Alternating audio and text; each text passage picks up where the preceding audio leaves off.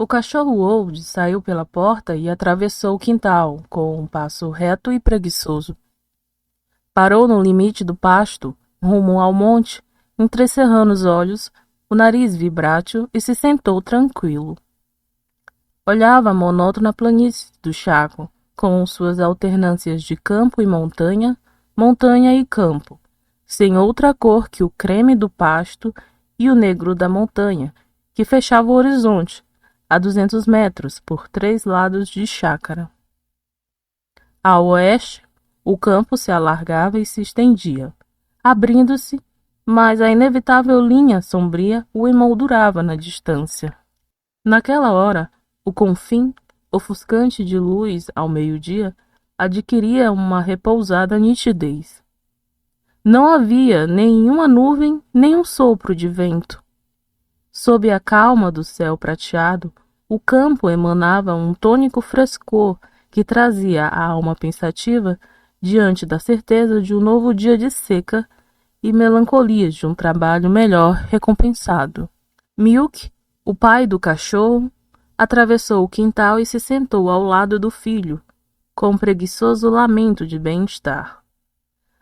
Ambos permaneciam imóveis, pois ainda não havia moscas. Old, que olhava a borda da montanha há algum tempo, observou: "A manhã está fresca." Milk acompanhou o olhar do cachorro e ficou com a vista fixa, piscando distraído. Depois de um momento, ele disse: "Naquela árvore tem 2 falcões." Viraram os olhos com indiferença para um boi que passava e continuaram olhando como sempre faziam. Enquanto isso, o oriente começava, como um leque, a ficar púrpura, e o horizonte já havia perdido sua precisão matinal. Ao cruzar as patas dianteiras, Milk sentiu uma leve dor.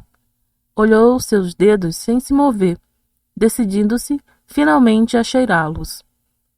No dia anterior, tinha tirado um espinho e, como lembrança do que havia acontecido, lambeu extensamente o dedo enfermo. Não conseguia caminhar, exclamou para concluir. Old não compreendeu do que ele estava falando. Milk acrescentou: "Tem muitos espinhos." Desta vez, o cachorro compreendeu e, depois de um longo tempo, respondeu por sua conta: "Tem muitos espinhos."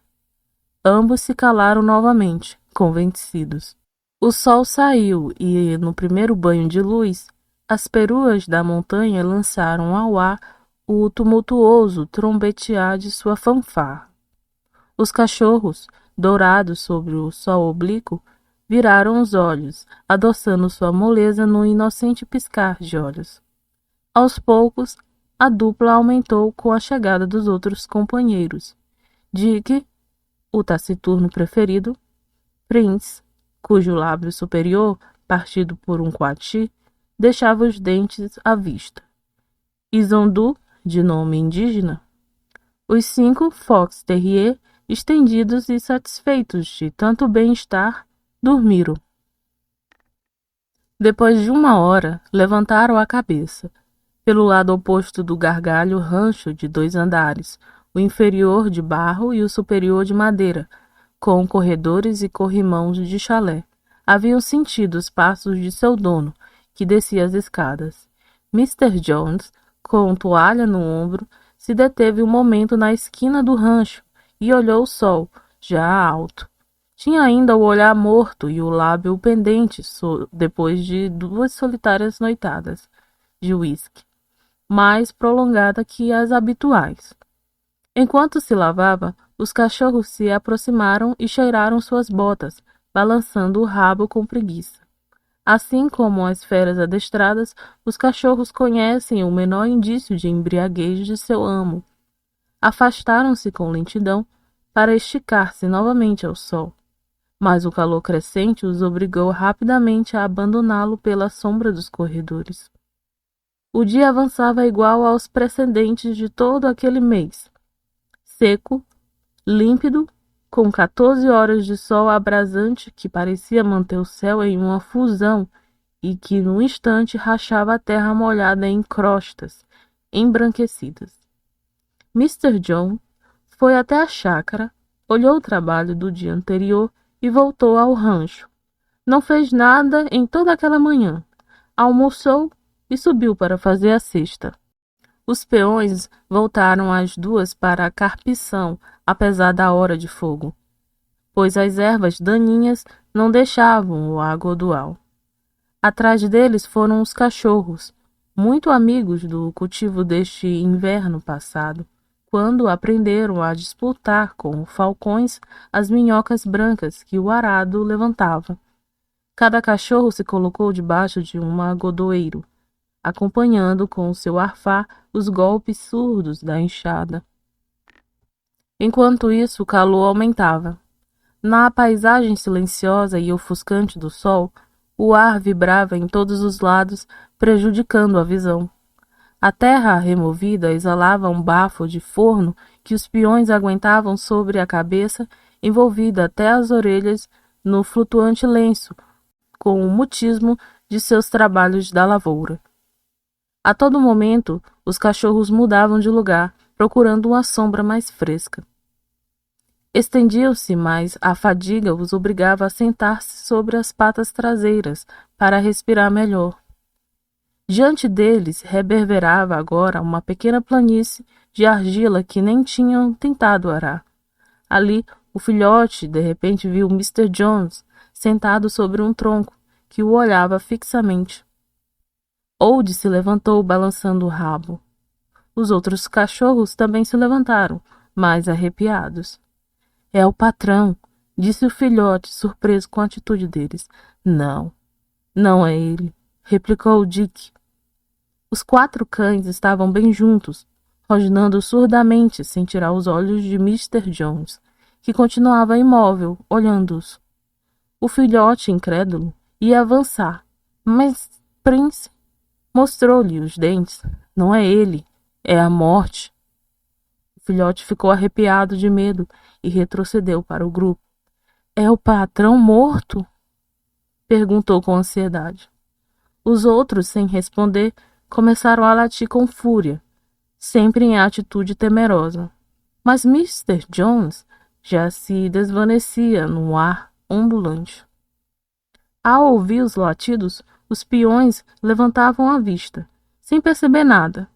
Viraram a cabeça para ver se algum cavalo havia entrado na chácara e se inclinaram novamente.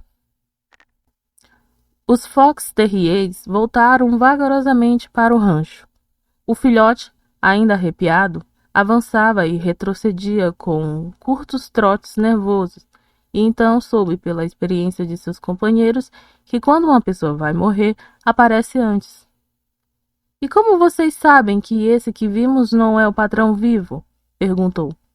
Porque não era ele, responderam com displicência. Depois, a morte, e junto com ela a mudança de dono, as misérias, os chutes, passaram o resto da tarde ao lado do patrão, sombrios e atentos. Ao menor ruído rosnavam, sem saber para onde. Finalmente, o sol se pôs atrás do negro palmeiral do arroio, e, na calma da noite prateada, os cachorros ficaram ao redor do rancho, em cujo andar superior Mr. Jones começava sua noitada de uísque. À meia-noite, ouviram seus passos, depois a queda das botas no piso de madeira e a luz se apagou. Então os cachorros sentiram mais próxima a troca de dono e, sozinhos, ao pé da casa adormecida, começaram a chorar. Choraram em coro, despejando seus soluços convulsivos e secos, como mastigados no uivo de desolação que a voz caçadora de Prince mantinha, enquanto os outros retomavam o soluço. O filhote só conseguia latir.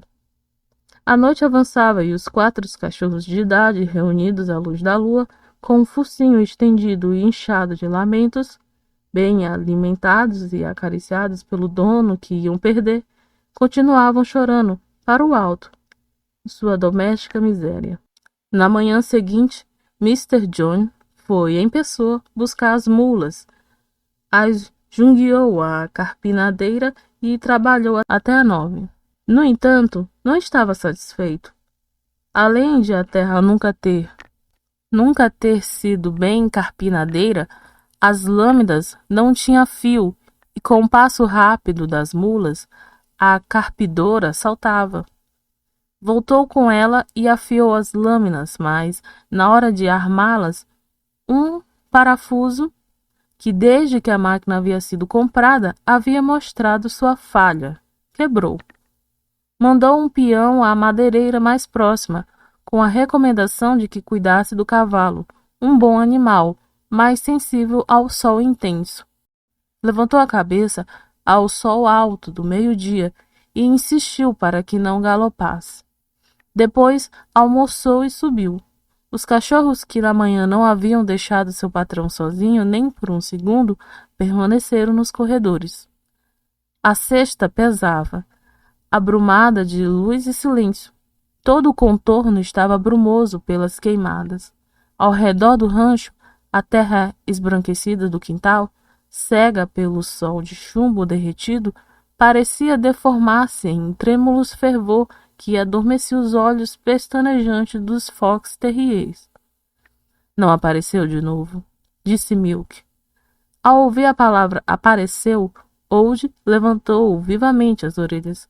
Incitado pela evocação, o filhote se levantou e começou a latir, procurando algo.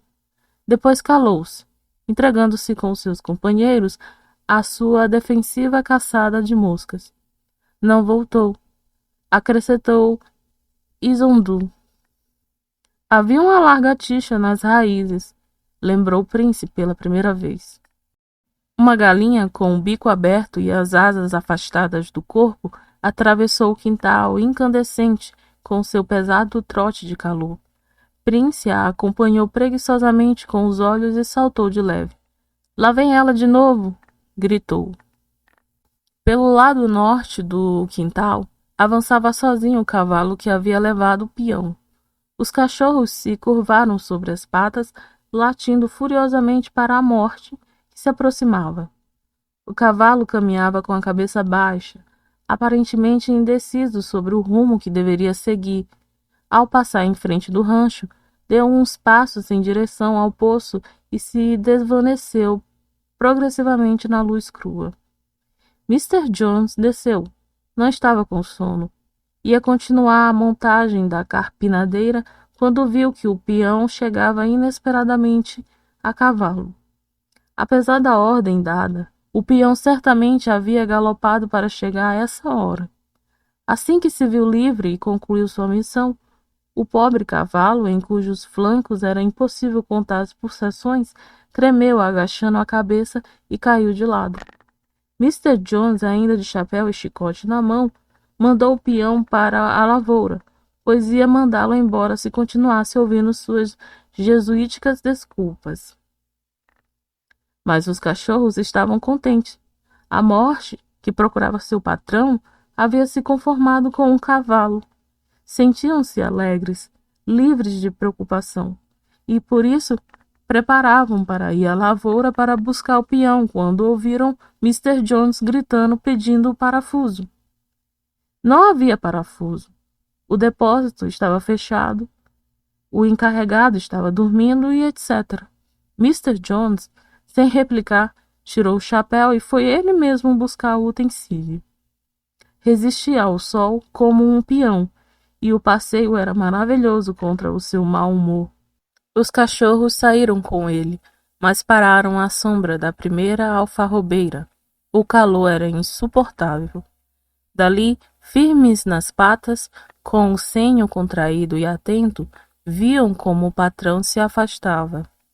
Por fim, o medo da solidão foi mais poderoso e, com trote sufocado, foram atrás dele.